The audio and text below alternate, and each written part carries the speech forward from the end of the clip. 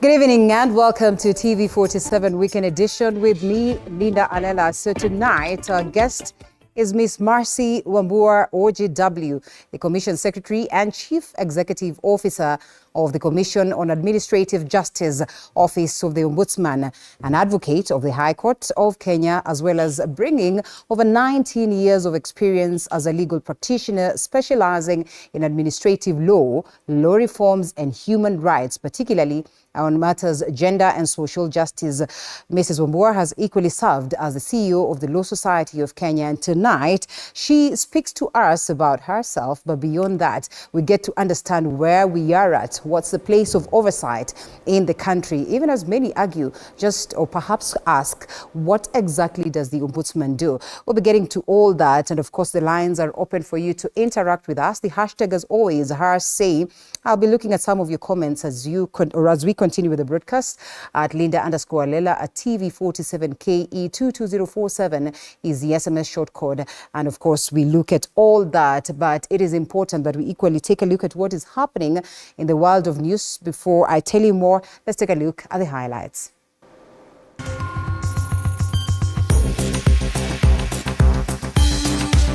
Tonight, 3 women allegedly abducted from Eastleigh before being murdered, buried earlier today at Lang'ata Cemetery. Kuuawa, lakini sisi tunasikitishwa sana na jinsi walivyouawa. A new legal battle challenging the impartiality of the 3-judge bench assigned to hear the impeachment case of Deputy President Rigathi Gachagua is set to begin next week. The journey is long.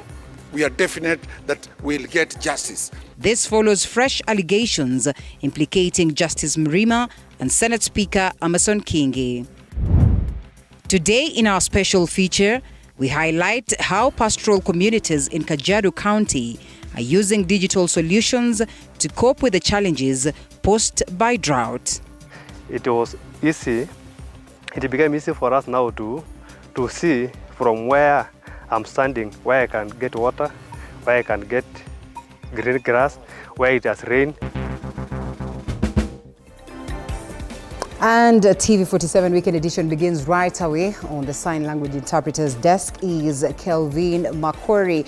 And once again, interact with us. I'll be looking at some of your comments as we continue with the broadcast. The hashtag #say. Let's get straight to it with this sad story where 3 women were brutally murdered and their bodies dumped separately were today buried at the Lang'ata Cemetery in Nairobi. The 3 women, Amina Abdirashid, Waris Dawood and Nusaiba Dahir from Eastleigh, were brutally murdered and bodies dumped in Parklands, Machakos and Nairobi's Bahati area. This as DCI officers today interrogated 5 persons of interest in the murder, with 1 suspect being held at the Muthaiga police station. Samira Mohammed with that. Emotions were high as family and friends of the Habu Dawood, Amina Abdirashid and Nusaiba Dahir gathered at the Lang'ata Cemetery to pay their last respect to the loved ones who lost their lives after being kidnapped and their bodies dumped in Bahati, Parklands and Machakos. The face of the Habu's husband tells it all, questions piling as to what could have happened to his wife, his firstborn daughter and niece. They went missing on Monday, only to be found on Tuesday brutally murdered with the Habu's body dismembered. These as a section of leaders present at the burial strongly condemned the brutal killing of the 3 women, further calling on relevant authorities to expedite on the investigations and ensure that justice is served to the 3. Na si jambo la tu kuuawa, lakini sisi tunasikitishwa sana na jinsi walivyouawa.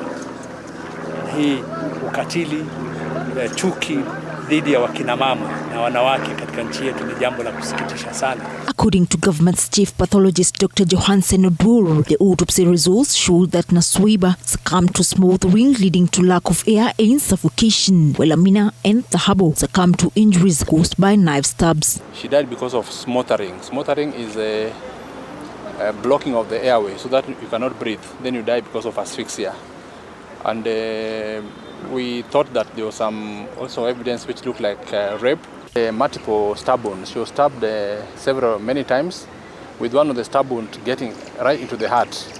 So So she died because of the stabs. Detectives from the homicide units at the DCI headquarters spent the better part of today interrogating 5 persons believed to have crucial information on the whereabouts of the main suspect. The slurs are still holding an accomplice in the murder, who is currently at the Muthaiga police station. The man is said to have been in constant communication with the main suspect, a foreign national, and who is currently on the run. With the 3 now laid to rest, the focus now shifts to detectives who are expected to expedite all the investigations and ensure that justice is served to the 3. Samira Mohammed for TV47, Nairobi. Now, Deputy President Rigathi Gachagua's legal team will on Monday file an application seeking the recusal of High Court Judge Justice Anthony Mrima after new allegations emerged implicating the judge with connections to Senate Speaker Amason Kingi. Gachagua's legal team claims that Kingi was behind the employment of Justice Mrima's close relative at the Senate, having been transferred from Mombasa, where he served in the Office of the Director of Public Prosecutions. And according to Gachagua's legal team, the Senate Speaker is alleged to be behind the transfer, as Apollo Kamau details. A fresh legal battle questioning the impartiality of the 3-judge bench to hear impeached Deputy President Rigathi Gachagua's impeachment case is set to commence this coming week, when Gachagua's legal team files a fresh application seeking the withdrawal of Justice Anthony Mrima. The business of the Senate. This is after new allegations emerged implicating Justice Mrima and Senate Speaker Amason Kingi. According to Gachagua's legal team, Kingi influenced the transfer of Justice Mrima's close relative from the Office of the Director of Public Prosecutions in Mombasa to the Senate. Serious allegations were leveled against the judges. We don't know how they have rebutted them. So we shall be moving immediately to the Court of Appeal.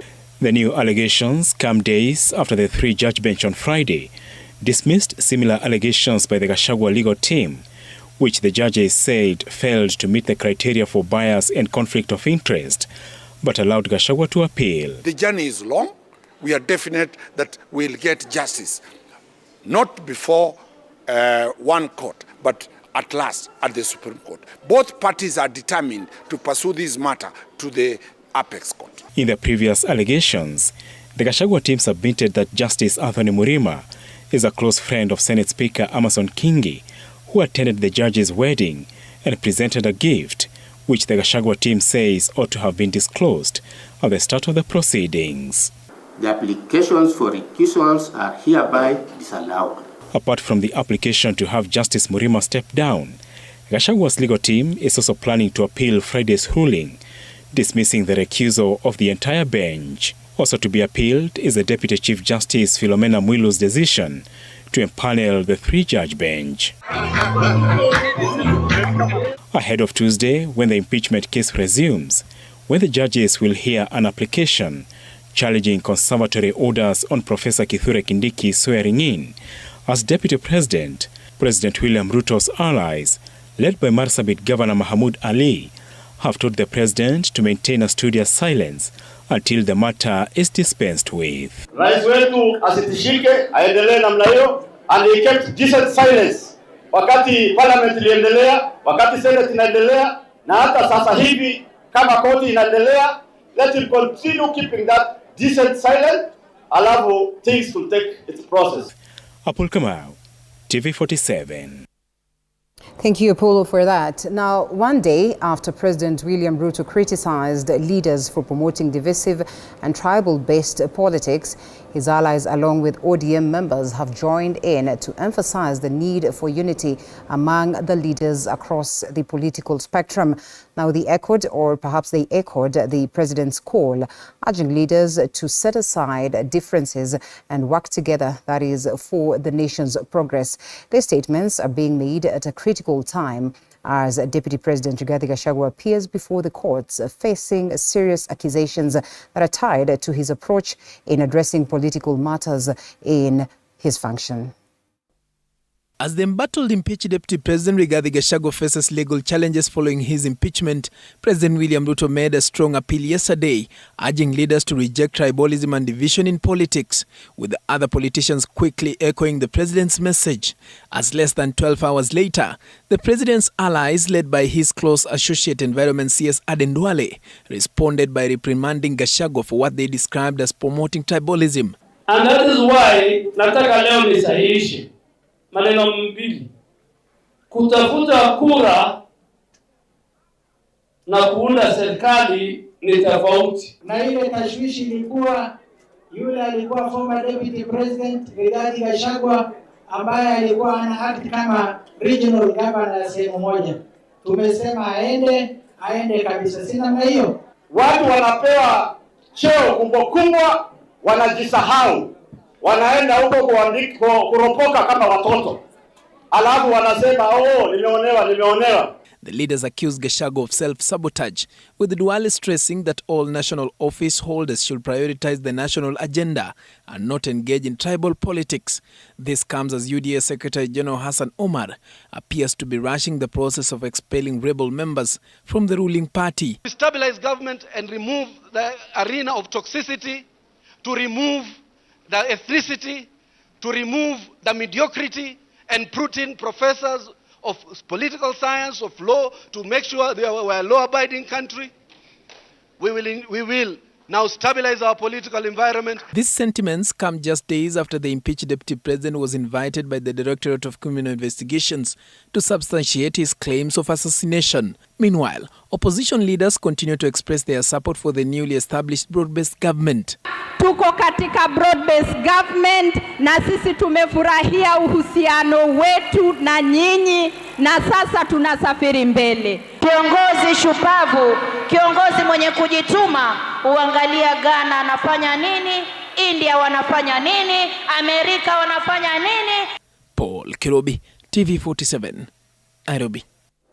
Some more on politics, and today marked the close of a 25-day public participation period, allowing Kenyans to voice their opinions on the controversial bill proposing extended term limits for elected leaders, led by Bomet Senator Hilary Sigei at KICC. The exercise revealed that many citizens remain firmly against the bill, which was tabled by Nandi Senator Samson Cherargei. And during the forum, citizens shared concerns that extending terms limit, or perhaps the limits, would then go against the spirits of democracy. With the feedback now collected, the bill faces an uphill battle as opposition leaders vow to fight it in Parliament. The Senate Committee on Justice and Legal Affairs, led by Senator Hilary Sigei, concluded its public participation exercise today. If we have elected these people who, in only 2 years, are making us suffer, what if we give them 7 years? And within just 24 hours, the committee received thousands of emails following an extension of the feedback period. We don't have leaders. What we have are just people who are out to look out for themselves. I want you to expand it because it is going to affect the people. The surge in responses has ignited heated discussions among leaders. Among them, ODM Secretary General Edwin Sifuna, who vows that the party's member of the National Assembly and senators would oppose the bill once it is presented in Parliament. Huo mswada hauna uungwaji mkono kutoka kwa seneta ama mbunge yote wa ODM. Tumeridhika na katiba yetu ambayo inatupa miaka 5 kama watu ambao tumechaguliwa. Baada ya hiyo miaka turudi kwa wananchi, kama umefanya kazi uongezewe wengine, upewe promotion ama ufutwe kazi. 5 years is enough for leaders to perform. Machakos County Deputy Governor Francis Mwangangi, on the other hand, has expressed disappointment with leaders supporting the bill, urging them to focus on pressing issues affecting Kenyans. Hiyo hapana. Maneno ya 7 term, in fact it should be 4. Ndio wale watu wako rock, wale waelewi wanafanya nini. At least we have shorter period to sort out that problem through an election. The public participation exercise on the bill, initiated by Nandi Senator Samson Cherargei, began on October 2nd, with the senator insisting that feedback collected will be thoroughly examined and considered. Kenyans, I'm listening as a sponsor of the bill, and I want to insist this. This is a private member's bill. The next step involves the Senate committee scrutinizing the public opinions and preparing a report to be presented before the House. The report will determine whether the motion will continue to be discussed or not. Ruga Ival, TV47. On the second day of a recruitment drive for job opportunities in Qatar, large numbers of Kenyans gathered at KICC to apply, despite frustrations with long queues and a slow-paced process. The drive, which aims to place over 8,000 Kenyans in various sectors, is set to conclude tomorrow. Now, many job seekers expressed concerns about the logistics of the recruitment, hoping for improvements in future drives. And Labour Cabinet Secretary Alfred Mutua has encouraged Kenyans to participate actively in the process. Sheila Chelangat with that. The long queues and the blazing sun could not stop these interviewees from trying their luck at the promise of job opportunities abroad. And yet again, for the second day, the harsh reality of the country's high unemployment rate became evident. Imefika saa 9, nimepeana vitu zangu, the CV na kila kitu, but walikuwa nasema ati tutakuwa na interview. Sijaenda interview yoyote. According to CS Labour Alfred Mutua, the recruitment drive aims to place 8,000 Kenyans in the hospitality service, construction and technical sectors abroad. However, today, many who availed themselves expressed frustration over how the process was being conducted. Kwa kama bedhe ni job bedhe mungetuambia ni job ni legit. Juse bedhe tumepiga hapa kama huyu jamaa wangu hapa hivi bedhe amenyoa dread bedhe. Alikuwa na dread ndio hizi na amenyoa. Ameshanyoa. Sasa kila wakati wanatudanganya, hakuna desk hapa kwa gate watuambie hapa unaenda hapa na hapa. Hii si kazi, hii ni kutupima, walikuwa wanatupima. Youth unemployment remains a significant concern, with rates as high as 67% amongst individuals aged 15 to 34.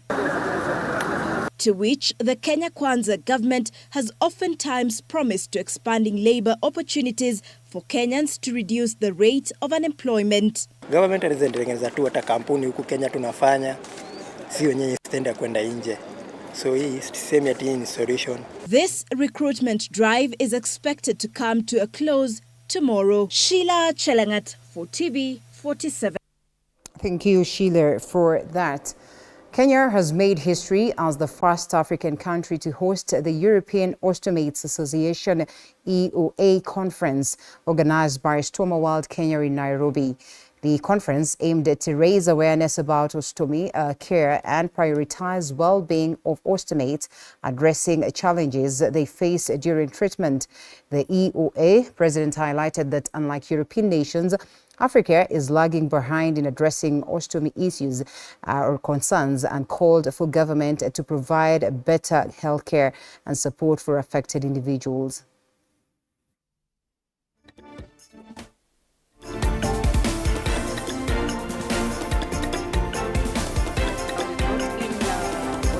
Countries, 10 from Africa and 4 from Europe. So we are lucky to be the ones who are hosting them. Mainly fighting for the well-being of ostomates here, which is a big and long battle. They are very much behind us in Europe.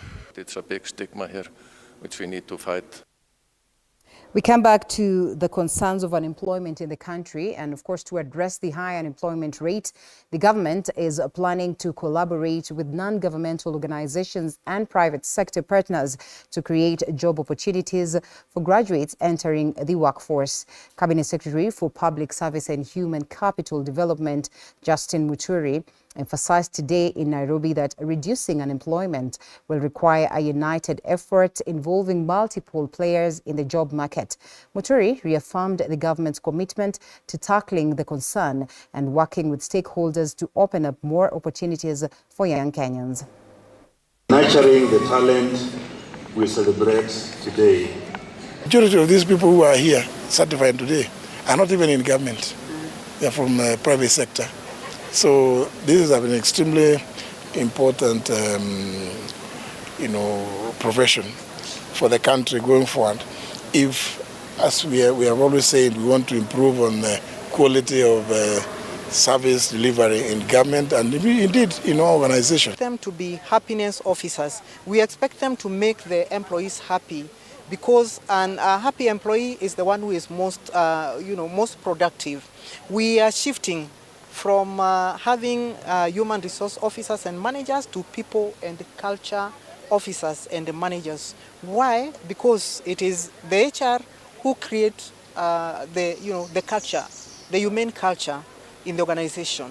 It is the HR that make people happy in the organization, and therefore their concentration should be on people and on the humane culture in the organization. The African Association of Jehovah's Witnesses now says that it is deeply concerned about the continued human rights violations of Jehovah's Witnesses in Eritrea. The association says that despite their long-standing commitment to peaceful worship, Jehovah's Witnesses have faced severe oppression, including arbitrary imprisonment and harsh living conditions. Recent reports reveal a troubling escalation, with authorities raiding a peaceful gathering and imprisoning 23 people, including vulnerable members of the community.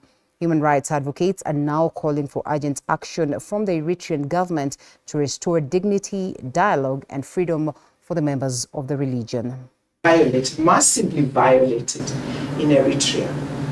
Now, once the process started, the challenges that have manifested themselves are based on the fact that the government of Eritrea does not respond as is required to the filed complaints. Henok Gebru, for example, has been imprisoned for close to 20 years. It's a de facto life sentence. So we obviously have no way of compelling the Eritrean authorities to release them, but it's a call that we're making, that if they could please release these ones, or even charge them with anything, because none of them have been charged with a crime or anything. That is also banned, and Jehovah's Witnesses are being imprisoned, but their situation is In Kajiado County, where pastoralism has long been the mainstay of the local economy, communities are facing new challenges, particularly as recurring droughts have led to significant livestock losses. Despite these hardships, pastoralists in the region are now turning to innovative digital solutions to enhance resilience and support more sustainable practices in their work. This shift marks a promising development for Kajiado's pastoralists, who are adapting to secure their livelihoods and their future. Brian Odhiambo has more on that. It is early morning in Kajiado County, deep in the village of Mosiro. We meet Nicholas Tenges and his family, all working together to milk and prepare their cattle for grazing. Before leaving the compound, he checks an app which guides them on the best grazing routes, a significant improvement over their previous challenges. Our challenges, especially when it comes to migrating our livestock, we could send a messenger, someone who will go to about 3 or 4 days looking for grass and maybe water. That person could go. He comes back after 3 or 4 days and he hasn't gotten anything. There is no water, there is no grass. But since the introduction of the app, it was easy. It became easy for us now to see from where I'm standing, where I can get water, where I can get green grass, where it has rained. So nowadays it is easy. Florence Sirintai, another pastoralist, shares a painful memory of losing nearly 100 head of cattle during the 2009 drought due to their inability to find fresh pasture and water. Kulikuwa na kiangazi mwaka wa 2019 2009. Sisi kama familia yetu tulipoteza karibu ng'ombe 100 na watu wengine wakapoteza mingi. Sisi tukabaki na karibu ng'ombe 5 tu. Sasa mwaka wa 2017 tulipata Afri Scout. Tunaweza ona pia magonjwa mahali kama zimetokea. So kama saa hii Tunaweza ona mali umenyeshewa, tunahamisha ng'ombe zetu. The app introduced in 2017 by global communities under the AfriScout project aims to alleviate such challenges. Tilen Ododa, a community engagement associate, explains the app's impact. AfriScout is an app that is an application that leverages technology to help pastoralists make informed decisions. Before the app, these pastoralists would actually depend on guesswork. The local administration, led by the Assistant Chief of Oldepo Sublocation, Solomon Saigulu, encourages all pastoralists to adopt this digital solution. Kwa hivyo hii ni kama imesaidia community kabisa ya hii area.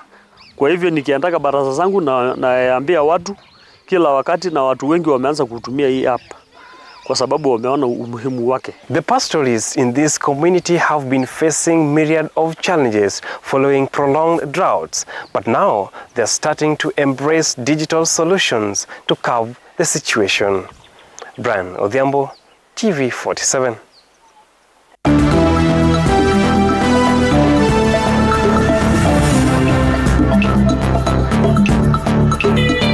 Sports news brought to you by Maybet. Bet bila stake. Predict the outcome of 8 pre-selected games and win up to 100,000 shillings. Only at maybet.com.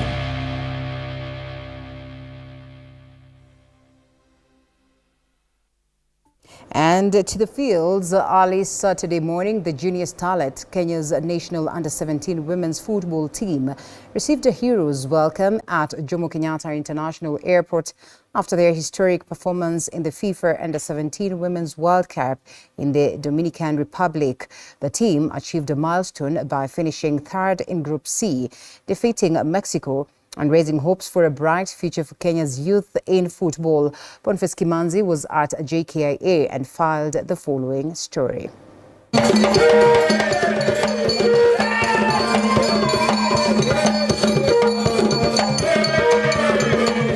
Junior Starlets landed at the Jomo Kenyatta International Airport early Saturday morning, and they were welcomed with song and dance.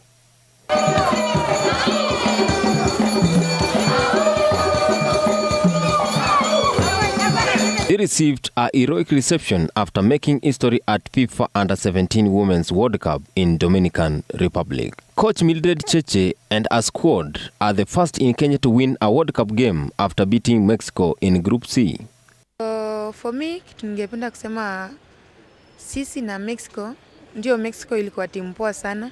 Maybe for their side walikuwa wametu underrate, juu waliona game ya kwanza tumepigwa, ya pili tukapigwa. Though teams hazikuwa rahisi, but the experience was nice. We really enjoyed na we did our part. Tulijaribu venye tunaweza mpaka penye tulifikia. Junior Starlets are also the first Kenyan soccer team to score 2 goals at World Cup through Valerie Nekesa and Faith Wasike. The team also impressed scouts at the World Cup, and reports indicate that 4 players are likely to end up in European clubs. England tulimit now first match. Game haikuwa rahisi. Like si wote tulikuwa tumejipanga, but ukiangalia experience yao na experience yetu hakuna penye zinatoshania. Welcome home our heroines, Junior Starlets. Reporting for TV47 Sports, my name is Boniface Kimanzi. Congratulations to our gals. Now, preparations for the highly anticipated gold-level Chepsite cross-country event are in full swing at Chepkemel, Uasin Gishu County, scheduled for December the 7th, 2024. And the event has already attracted interest from athletes worldwide. And according to the event's patron, Farouk Kibet, Athletics Kenya is on the organizing committee and expects a high turnout and participation. The competition spanning December the 2nd or December 2nd to 7th will also feature a medical camp to assess athletes in advance of the main event. Nataka kusema Chepsite sasa imefika kiwango ya kimataifa. sio local tena vile watu wanafikiria. Tunaenda kuongea juu ya dunia. So mwito wangu ni kwamba tunashukuru kwa sababu Athletics Kenya wametambua sehemu hii kuwa sehemu nguzo sana kwa mambo na kukimbia. I want to say, without fear of contradiction, that if we had opportunities from the leadership, that they organize events, support Athletics Kenya, support any other sports activities going on, the change in the communities benefits could be huge. Wamama wengi walienda nyumbani na kitu. Na hasa siku ya leo tena tarehe 7 tumeambiwa hii mchezo inalipa school fees ya watoto. Na tumefurahi sana. Huwa tuna hustle sana kutafutia school fees watoto wetu, lakini kwa sababu ya patron wetu Faruk ameona ya kwamba hii kitu ikuje nyumbani ili watu ya nyumbani wafaidike.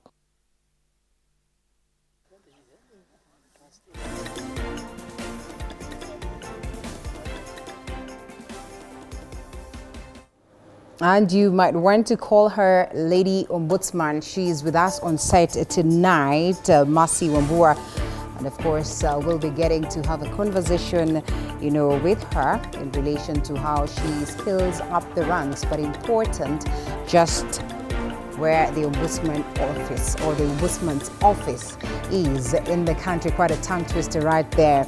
And of course, we get to that, but it's important that we pay some bills and we come back with a sign language interpreter that it will be different. Of course, Kelvin Makori takes a break, and we'll be having Rhoda Nyamai join us shortly after that.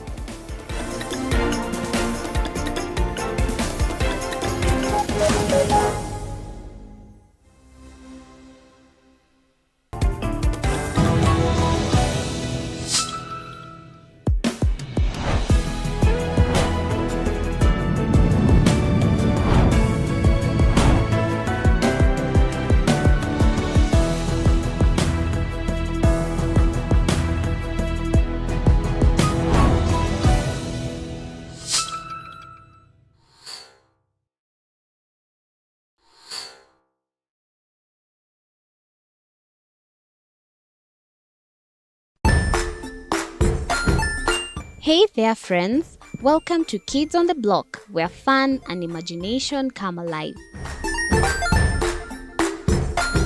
We dive into magical world filled with exciting adventures and awesome friends. What position were you in? I was number 2. What position were you? Number 1. He decided to cross the bridge by his house and look for food on the other side. We're going to do half cup of chocolate chips, and the other one, we're going to do half cup of the blueberries. So, grab your imagination hats and get ready to explore with us. Join us every Saturday at 9 a.m. for new friends, amazing stories, and tons of laughter.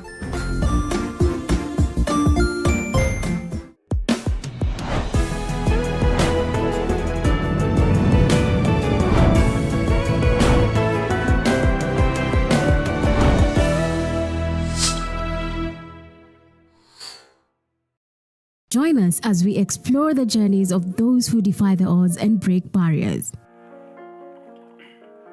We dive deep into the stories of triumph. Sometimes when parenting a child with a special need or whatever disability, family life becomes a bit complicated and you may end up raising the child on your own. Here, we inspire. I have a farm which one we showcase with other dyslexic youths and autism, how to farm. Motivate. It's never easy, but what we do, the best thing is to work with another parent who has an elder child than yours. And break through the barriers one story at a time. Push your boundaries beyond the limit. Saturdays at 8 p.m.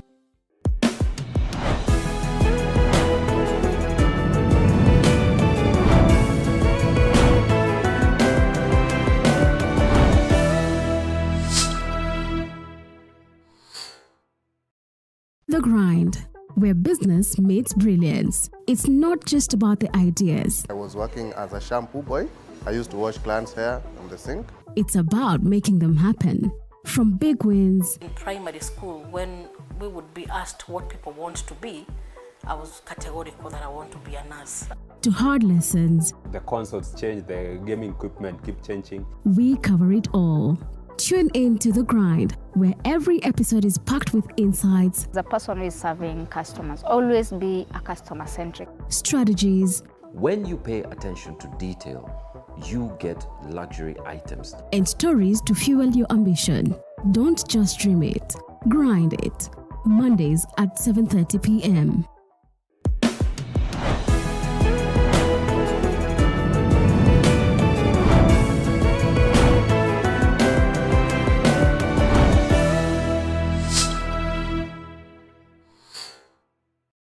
Jiunge nasi tunapoangazia safari za viongozi bora.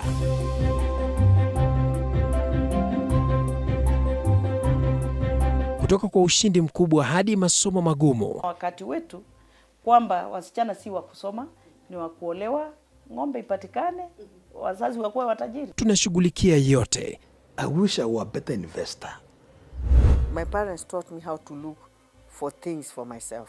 Tazama Mfahamu Kiongozi, ambapo kila kipindi kimejaa maarifa, mikakati na hadithi za kukuza azma yako. For me to succeed, I have to fight. Kila Alhamisi saa 1:30.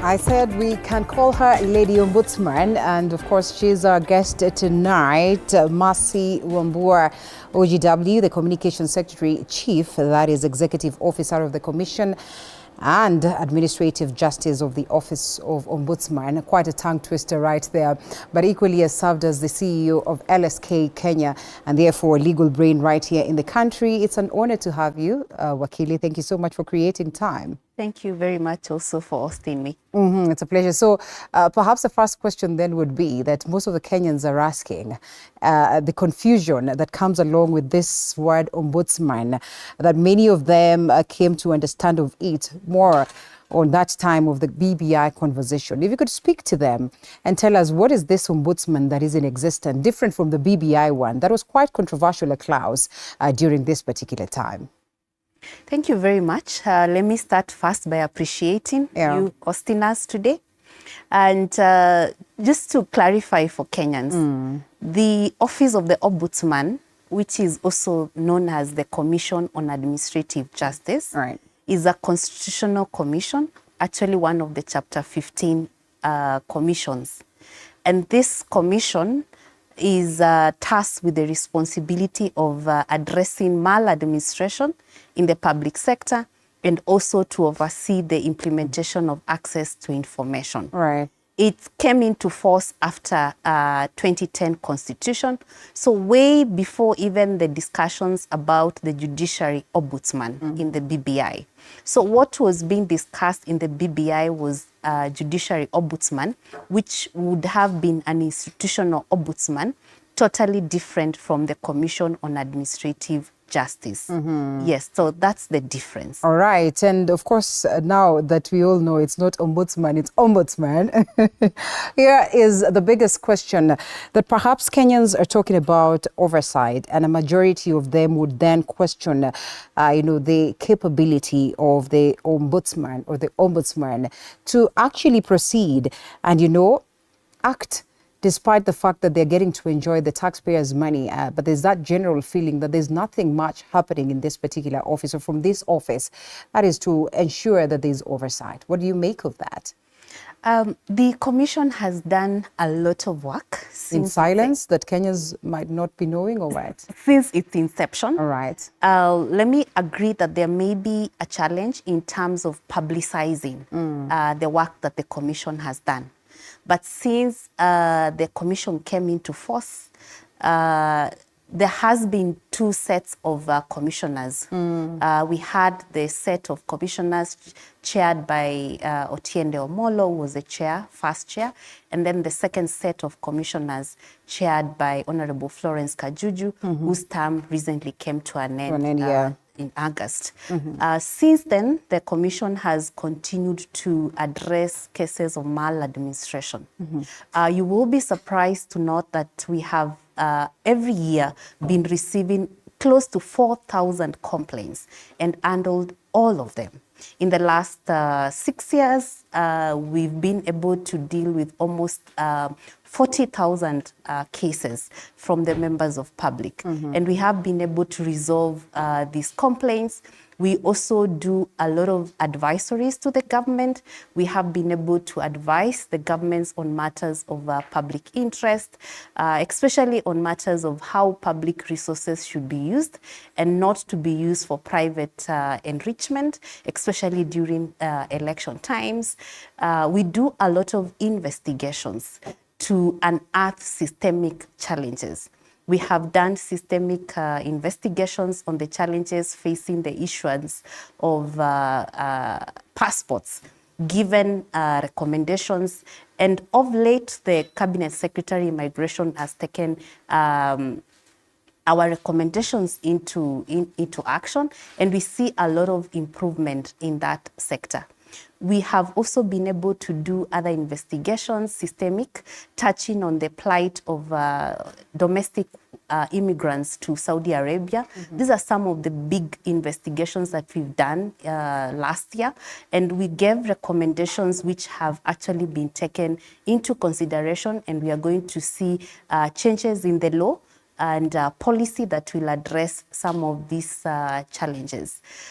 We've done investigations on challenges facing payments of pension, and we've given recommendations, and we are happy to report that that has been picked up by the National Assembly, and currently there is a bill that is pending, actually passed by the National Assembly, now in Senate, touching on how pension should be streamlined and giving timelines on the time that should be spent before or after retirement of public servants. And that's one of the recommendations from the systemic investigations that we have been able to do. How extensively do you always follow up to ensure that the recommendations that you record then are implemented? Because it's one thing to recommend, it's another to get to see even the policies that we come up with are implemented. For instance, you've seen some of the stories that we've carried tonight. First, on the concerns of unemployment and the numerous Kenyans who appeared in KICC, in search of jobs. You have evidently seen, the cases of gender concerns and, the murder of women, as well as just generally the murder of persons. I mean, just how far would you extend to ensure that recommendations are implemented? The establishing statute, which is the Commission on Administrative Justice Act, does provide for the procedure or processes to be followed to ensure that the recommendations of the Commission have been implemented. We do issue summons to accounting officers or responsible public servants to come and explain whether there are any difficulties they may be facing in implementation of the recommendations that we give. And in addition to that, we do forward reports to the National Assembly. In the event that some of the recommendations are not implemented, then the responsibility of enforcement of the recommendation vests with the National Assembly. We have appeared before JLAC, the National Assembly and Senate, and we have seen a lot of progress. Additionally, whenever public servants do not comply with the decision of the Commission on matters of maladministration, we do have a citation framework which was passed by our Commission last year. And with this citation framework, we are able to cite public servants as unfit to hold public office.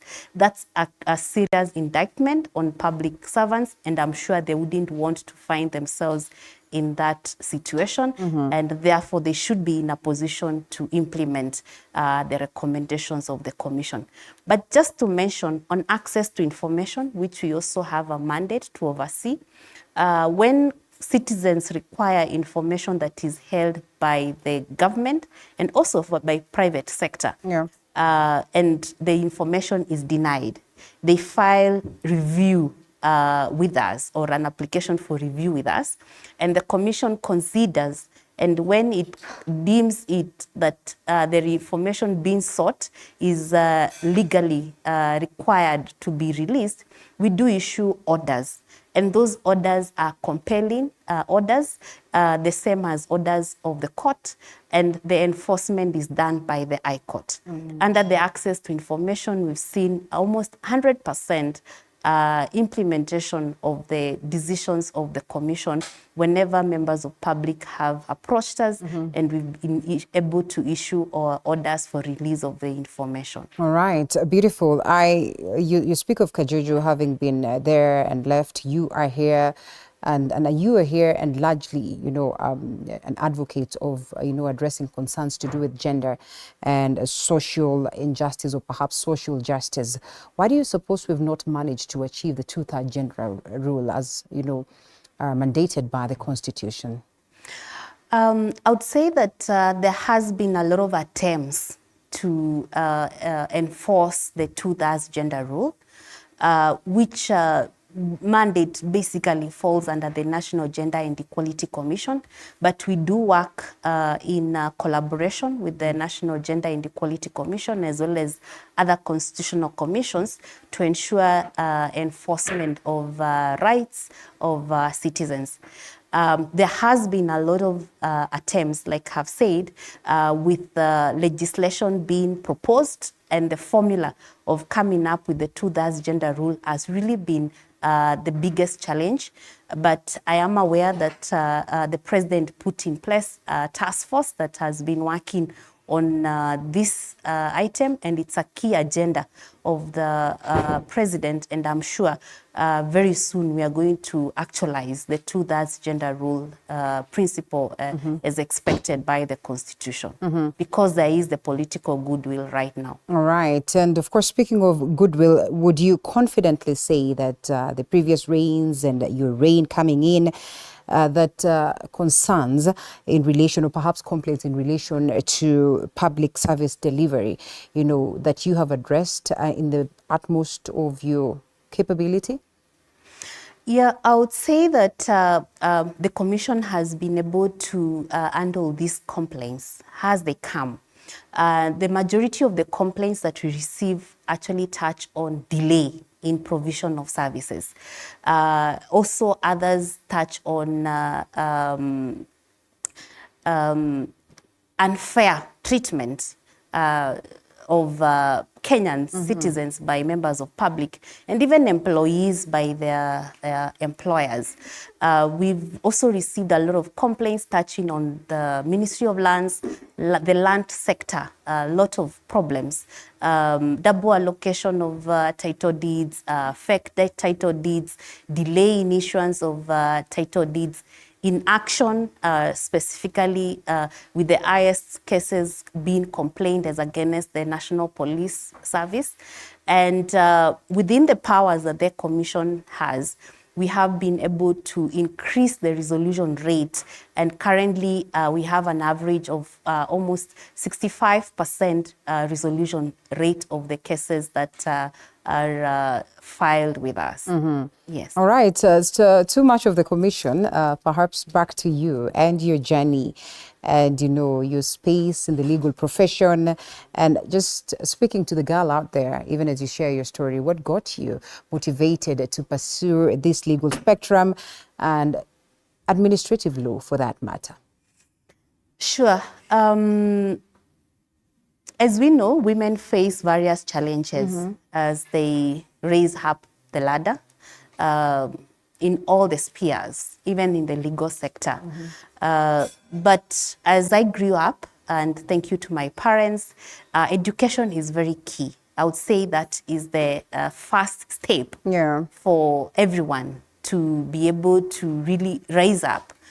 We need to be educated, and we encourage Kenyans and parents to consider ensuring that the girl child as well as the boy child currently, because we are seeing a shift to ensure that they are well educated. So education has played a very key role in placing me where I am. But also, I would say that mentorship has also played a very key role. Being able to have people who you can look up to, they encourage you to work hard, and also dedication to work. The little that you are given, because I started somewhere as an associate. An associate is an employee in a law firm as a lawyer. I started there and I took serious the work that I was given. And that has seen me progress into up to where I am currently. So I'll urge the girl out there to dedicate from the education, taking academics very serious, and also when you get to work, do it very well. Is the ground so friendly for that girl then to do what it is that they do very well, like you rightfully put it? You have 19 years of experience in administrative law, and coming to LSK, quite, murky ground, and here you are, Office of the Ombudsman. I mean, what would you say are some of the notable challenges and how you've managed to, maneuver? Yeah, some of the challenges would be having to deal with the stereotypes. The stereotypes would include situations where, like in the legal practice, you will find that being a female advocate, sometimes you may find that clients who would prefer even to be represented by male lawyers. So there are serious stereotypes that female legal practitioners have to go through. Some of which, yes, I also faced as I was growing up or getting through the ladder. The other challenges that women and also legal practitioners do face are financial challenges. As you know, for you to be able to set up a business, whatever business it is, you require resources. You require to be able to have collateral to be able to get loans from the banks. Sometimes women may not have this, let's say, title deed, or they don't even have vehicles. They can't have logbooks that they can put in as securities to be able to get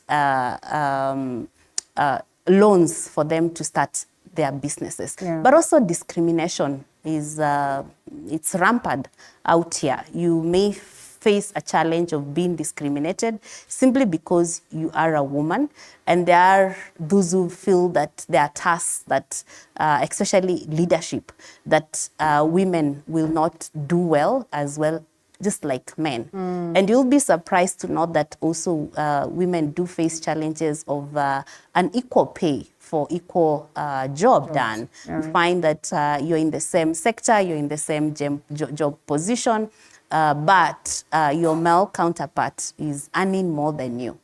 Yes. If not much has been done in terms of ensuring that we get to streamline these workspaces for women, in capacities that you have served, what would be your recommendations that we need to do this and we need to do that so we can address these concerns, for the sake of the women or the sake of the girl child? Yeah, we really need to change culture change, and especially stereotypes, and believe that women can as well perform as well or even better. And that would be the first step for me, for us to be able to move from where we are. But also the implementation of the 2/3 gender rule and the affirmative action. There is a lot that the government has put in place in terms of affirmative action. Which most women are not for, and they would probably say that we are equals. Why don't we get the chance to battle it out with our male counterparts, as opposed to, us getting these privileges that come along with affirmative action? The unfortunate bit is because of the roles that are placed on the woman. Yes, we are equal, but when it comes to the roles, actually women play what is called triple roles in the society. That is the production role, the reproduction, and the community role. When men only play two roles, they don't play the reproductive role. They don't mostly take a lot of work in terms of raising children, maintaining their homes, and those specific challenges that face women then make it very difficult for the woman to be able to compete on the same level, and therefore the need for affirmative action. You know, I totally agree. But look at the men out there thinking that we probably are you know, crying foul when maybe there's no necessity for us to do that, or perhaps there's no need for us to do that. Do you suppose that the women out there are joining the bandwagon to ensure that these places are made safe for us? I wouldn't say that. I hear a lot of women are their own enemies, but... so they say. So they say, but I don't really agree to that. Maybe just a few of them, but I am also aware that women are very supportive to each other, and they understand the specific challenges that women face. And honestly, there is no way we can say that women, boys and girls, even right now, there is a little bit of change in the modern homestead where we are living. We are having almost the boys and girls playing equal roles. But again, let's say in the rural areas, girls are still having to play more roles in the domestic environment, more than the boys, and therefore the need for them to be supported. All right, and time flies rather too fast. We're just about to close it, and we appreciate you and the strides that you have made, and as well, you know, the value that you bring, you know, to the element of course, feminism, not really feminism as such, but basically, you know, speaking to the girls and reminding them that, you know, everything is possible as long as they put their mind to it. As we come to a close, again, we bring ourselves back to the Commission and the numerous questions that Kenyans would ask in relation to proper civic education. Like you rightfully admit that perhaps the Commission has not communicated much of what is ongoing down there. What do you intend to do to ensure that this then becomes a game of the past, even as you address the concerns on the role of the mandate of the Commission for Kenyans to understand, but above everything on what it will take to improve the access to justice?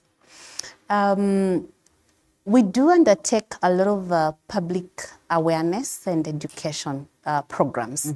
We have specific programs that, for instance, we have Ombudsman Mashinani programs. And this one, we go to where Kenyans are. Okay. We hold barazas, we go to religious institutions, we go to schools and to markets and pitch tent and talk to Kenyans. But we are also making use of social media, and we do all the Twitter spaces, we do use our Twitter handle, we do use our Facebook and other social media platform to educate and create awareness with the members of public. We do partner with the media, and thank you also for hosting us. Such forums are the forums that we intend to continuously use to create more awareness with the members of public to understand the work that we do. But just to tell Kenyans that the Office of the Ombudsman is there for you. And actually our slogan is Ata Mnyonge Akona Aki. And in this Munyonge, we mean each and every Kenyan citizen who may face oppression while accessing public services. And they are welcome to file their complaints with the Commission. We are in Nairobi and in 8 regional offices where they can find us. And they can also file their complaints through our online platform, Complaints Management Information System, which we call CMIS. All right. Asante sana. And of course, it's great having you, albeit for a short time. I'm sure the conversations continue. We'll be reaching out to you some more so that we continue to enlighten the people. What do you do for fun before we close? I sing. You sing? Yes. Would you? Yes, I do. Would you sing for us tonight? Yeah. Please do. There's a band there. We should have known that. And there's a bit of reggae music that is coming out. Would you please sing just kidogo because it's a Saturday? I sing gospel. Oh, you sing? That's fine. That's fine. You can say something, one stanza, as we come to a close, or a story for another day. I could try. Please, proceed. Amenitendea, amenitendea, amenitendea, amenitendea, Emanueli, amenitendea, oh, Emanueli, amenitendea. You see, I thought that we would welcome you to the next show, but clearly you need to rush home and prepare for church. And therefore, Santi Sada, the CEO of the Ombudsman, Thank you very much. Mercy Wambua, thank you so much for speaking to us. It was a great honor and looking forward to more engagement. Do have yourself a lovely night. And of course, it was great having you as well. Thanks for the immense feedback and the questions. Unfortunately, time could not allow us to get into them. But all the same, we'll look forward to see you next Saturday. My name is Linda Alela. Do have yourself a lovely night. Bye-bye.